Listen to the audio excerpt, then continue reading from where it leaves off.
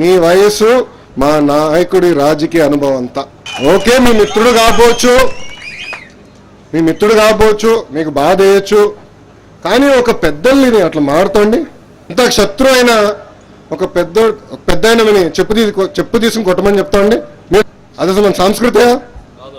ఆంధ్ర రాష్ట్రంలో ఎవరన్నా చేస్తారండి ఇలా? ఈ సభాముఖంగా ఆయన ఒకటి అడుగుతున్నాను, 25,000 కోట్ల రైతు రుణమాఫీ చేసినందుకు కొట్టమంటారా? 11,000 కోట్ల డ్వాక్రా మహిళలకి చేతి ఇచ్చినందుకు కొట్టమంటారా? అవ్వ తాత పడే ఇబ్బందులకి 200 రూపాయల పెన్షన్ 5 రెట్లు పెంచి 1000 రూపాయలు చేసినందుకు కొట్టమంటారని ఈ సభాముఖంగా ఆయనకి సవాలు విసురుతున్నాం.